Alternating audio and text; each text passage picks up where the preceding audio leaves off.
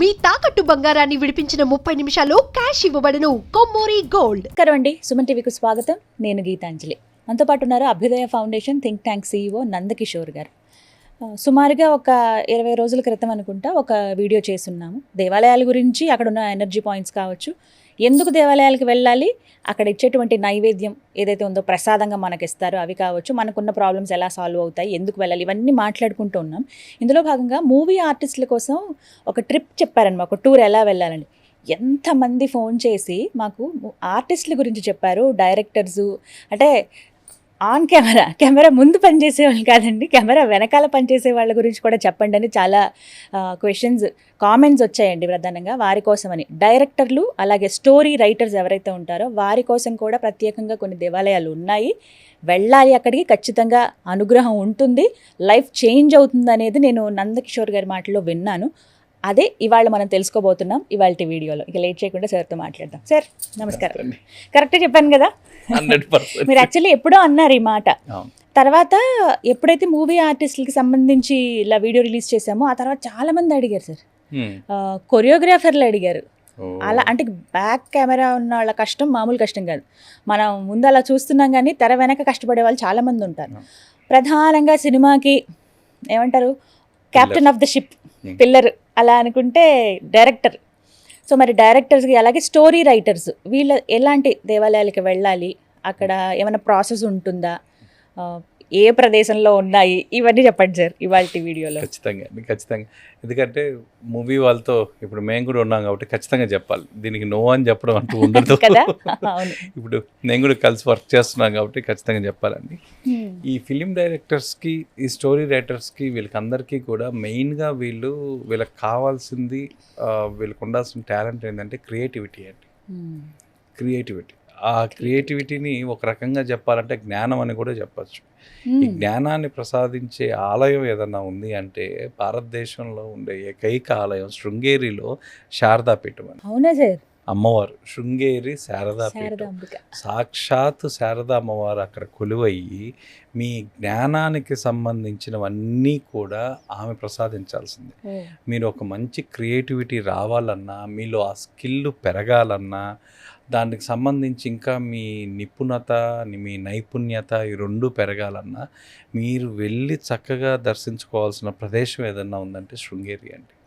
అందుకే అంటారు, పాతకాలాల్లో మీరు చూసినట్లయితే చాలామంది కర్ణాటక సైడ్ కానీ బాలీవుడ్ సైడ్ కానీ శృంగేరి యాత్ర చేసేవాళ్ళు.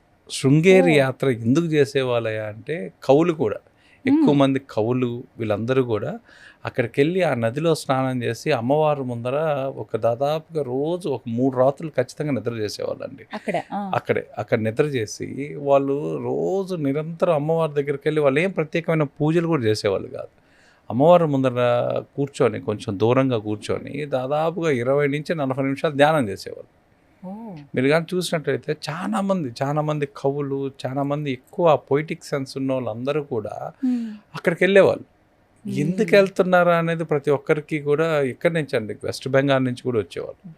ఆ బెంగాల్ రైటర్స్ వచ్చేవాళ్ళు, ఆ ఉత్తరాదోళ్ళు వచ్చేవాళ్ళు. వాళ్ళు ఎక్కడ కనుక్కున్నారో తెలియదు కానీ స్పెసిఫిక్గా వచ్చి వాళ్ళు ఏం చేసేవాళ్ళు కాదు, ఎలాంటి పూజలు కానీ ఎలాంటివి కానీ చేసేవాళ్ళు కాదు. అక్కడ వచ్చి కూర్చోవడం, ఆ ప్రదేశంలో కూర్చొని ఆ ధ్యానం చేయడం వల్ల వాళ్ళ స్క్రిప్ట్ కూడా తెచ్చుకునేవాళ్ళు. తెచ్చుకొని కొంతమంది స్టోరీ అక్కడ కనీసం రాసే వాళ్ళు కూడా అక్కడ కూర్చొని రాసుకునేవాళ్ళు, ఆ నదీ తీరాన కూర్చొని. అసలు మాకే విచిత్రం వేసేది అసలు. అంటే మామూలుగా అక్కడ ఎవరికైనా ఏదో ధ్యానానికి వస్తారు, లేకపోతే ఏదైనా పూజలు చేయించుకోవడానికి వస్తారు, కానీ అక్కడ కూర్చొని స్టోరీ రాసుకునేవాళ్ళు. మేము ఎప్పుడైతే శృంగేరికి వెళ్ళినప్పుడు మేము దాదాపుగా అక్కడ ఒక 6 రోజులు ఉన్నామండి.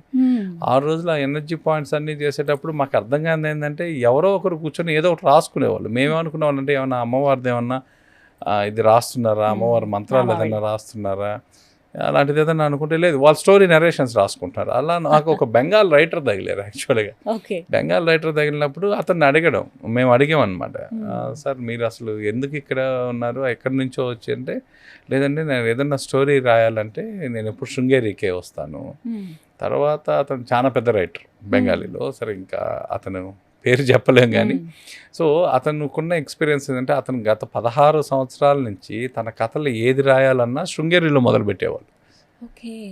ఆ స్క్రిప్ట్ అమ్మవారి దగ్గర ఇచ్చి దాని ఓం రాయిపించి అక్కడ పూజ చేసి అక్కడ అర్చన చేసిన తర్వాతే అతన్ని ఒక ప్రదేశంలో సెలెక్ట్ చేసుకొని ఆ ప్రదేశంలో కూర్చొని గొమ్మనే కథలు రాసుకునేవాడు.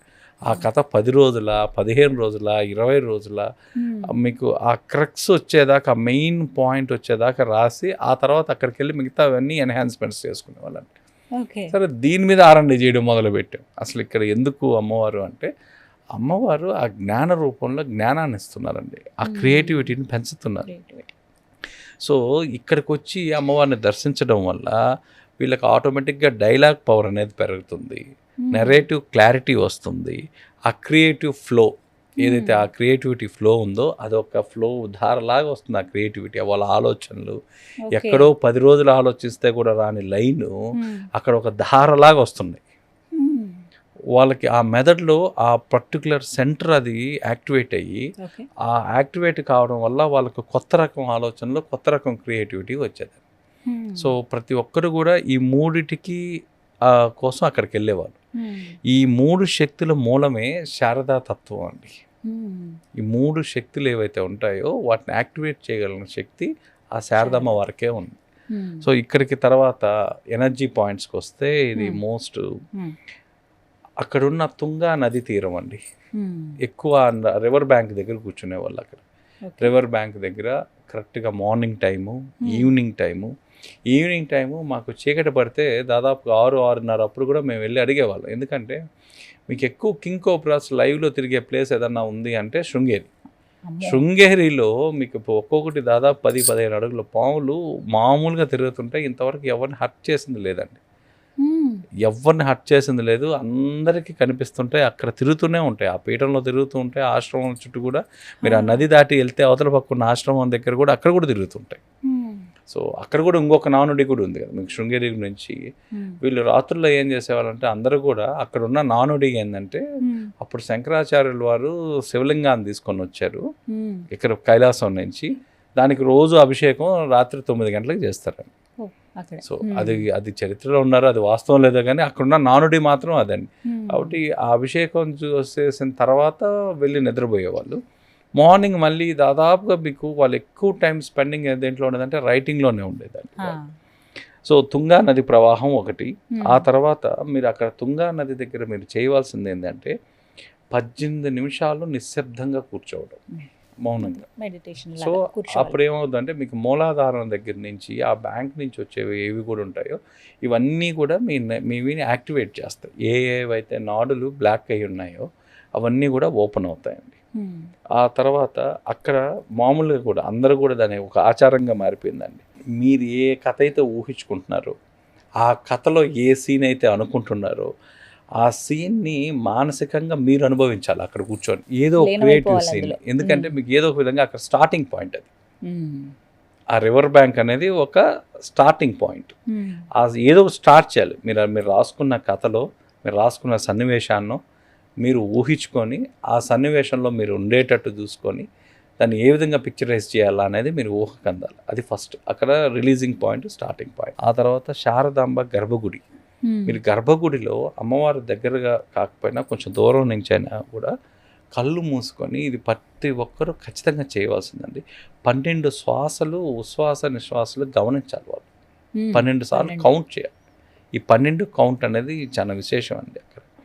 ఆ తర్వాత ఇంకొంచెం ప్రదక్షిణలన్నీ అయిపోయిన తర్వాత మీరు అక్కడ అమ్మవారి దగ్గర కూర్చొని ఆ ప్రాంగణంలో ఓం ఐం శారదాయ నమః అనే మంత్రాన్ని 27 సార్లు చెప్పాలండి. సో అక్కడ మనసులో అది ఎందుకు మీరు ఆ విధంగా చెప్తారు అంటే ఆ విధంగా చెప్పడం వల్ల మీకు డైలాగ్ లైన్ అనేది మనసులో స్పష్టంగా పలకాలి. అంటే మీరు అనుకున్న ఏదైనా ఒక డైలాగ్ ఉంటుంది అనుకోండి, మీరు చెప్పాలనుకున్న డైలాగ్స్ అన్నీ కూడా ఏదైనా ఒక పంచ్ డైలాగ్స్ ఉంటాయి. పంచ్ డైలాగ్స్ ఎక్కువ వీళ్ళ క్రియేటర్స్కి.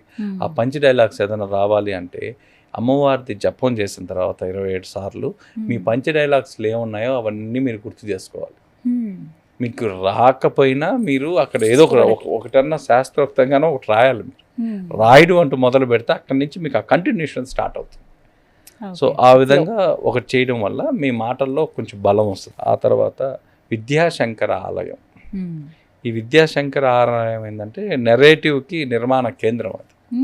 నెరేటివ్ నిర్మాణ కేంద్రం లోపల స్తంభాల మధ్య నిలబడి మీరు ఒక 9 నిమిషాలు కరెక్ట్గా టైం అండి ఇక్కడ 9 minutes మీరు అలా స్తంభాల మధ్య నిలబడి మీ ఇన్హేల్ ఎక్సేల్ గమనించాలి, మీ ఉచ్ఛ్వాస నిశ్వాసాలు గమనించాలి. ఎంత కౌంట్ అనేది కాదు, 9 minutes అనేది చాలా ఇంపార్టెంట్. ఆ తర్వాత అక్కడ 9 minutes మీరు అది చేసి కొంచెం రైట్ సైడ్కి రాగానే అక్కడ అందరూ కూర్చుంటుంటారండి. అక్కడ వీళ్ళు కూర్చొని వీళ్ళు మానసికంగా వాళ్ళు అనుకున్న కథని 3 విభాగాలుగా విభజించాలి. Intro, interval, climax. సో ఈ 3టిని విభజించుకొని మీరు మానసికంగా మీరు ప్రిపేర్ చేయాలి అక్కడ. అంటే ఒక కథను తీసుకొని ఈ విధంగా చేయడం వల్ల ఏం చేస్తారంటే నెక్స్ట్ పార్ట్ అమ్మవారు ఏం చేస్తారంటే మీకు స్టార్టింగ్ పాయింట్స్ ఇవన్నీ స్టార్ట్ చేసిన తర్వాత మీరు అంటే అక్షరాభ్యాసం చేస్తున్నట్టు ఒక కథకి అక్షరాభ్యాసం చేస్తున్నట్టు అక్కడ మీరు అది చేసిన తర్వాత ఇంటికి వచ్చిన తర్వాత మీకు ఎక్కడ కానీ మీ క్రియేటివిటీలో కానీ మీ కథలో కానీ ఎక్కడ కానీ మీ డైలాగ్ రైటింగ్లో కానీ ఒక బ్లాకేజ్ కానీ ఒక స్టాప్ కానీ ఉండదండి. ఇవి మేము ప్రత్యక్షంగా దాదాపుగా ఒక 46 మంది దగ్గర మేము టెస్టిమోనియల్స్ తీసుకున్నాం. అవును సార్. వాళ్ళ పేరు చెప్పకుండా అయితే మాకు టెస్టిమోనియల్స్ వాళ్ళ ఎక్స్పీరియన్స్ ఇచ్చారు. కొంతమందికి అయితే అమ్మవారు రాత్రి ఏదో చిన్న పాప రూపంలో కనిపించి ఆ సన్నివేశాన్ని చూపించడం, ఆ సన్నివేశాన్ని తీసుకొని వచ్చి వీళ్ళు సినిమాలో ఇంటర్లింక్ చేసుకోవడం, వాళ్ళ కథకు ఆపాదించుకోవడం. సూపర్. సో ఇలాంటి మిరాకిల్స్ కూడా అక్కడ జరిగాయండి. కాబట్టి ఈ క్రియేటివిటీకి సంబంధించిన సినిమాలో వాళ్ళు ఎవరైనా కూడా వాళ్ళు దర్శించాల్సిన ప్రదేశం ఏంటి అంటే శృంగేరి. కాకపోతే మీరు చెప్పినటువంటి ఆ ప్రక్రియ ప్రాసెస్ ఆ ప్యాటర్న్ ఖచ్చితంగా ఫాలో కావాలండి. వాళ్ళు కొత్త వాళ్ళైనా ఆల్రెడీ వాళ్ళు ఎస్టాబ్లిష్ వాళ్ళైనా, ఎందుకంటే క్రియేటివిటీకి ఎక్స్పీరియన్స్ కన్నా వాళ్ళు ప్రతిరోజు అది క్రియేటివిటీ కావాలి వాళ్ళకి. ఖచ్చితంగా. సో ఇది ఇంప్రూవ్ కావాలంటే ఖచ్చితంగా చూడాల్సిన. ఇప్పుడు ఇది సినిమాకి వెళ్ళమంటారా సార్? ఎలా అంటారు? కథకి వెళ్ళాలి అంతేనా? ప్రతి కథ ఎందుకంటే వీళ్ళు ఈ విధంగా ప్యాటర్న్ చేయడం వల్ల కనీసం ఇయర్లో మీరు రాసుకున్న 10 కథలు కనీసం 4 కథలైనా అక్కడి నుంచి మొదలు పెట్టాలి, ప్రారంభించాలి, అక్కడి నుంచి స్టార్ట్ చేయాలి. మీరు ఎప్పుడైతే అక్కడికి వెళ్ళి ఆ స్టార్ట్ చేయడం అనేది స్టార్ట్ చేస్తారో మీకు ఆ కంటిన్యూషన్ ఎక్కడ బ్లాకేజ్ రాదు. తర్వాత ఎలాంటి అడ్డంకులు లేకుండా స్మూత్గా ముందుకు పోనిచ్చేస్తారు అమ్మవారు. Thank you.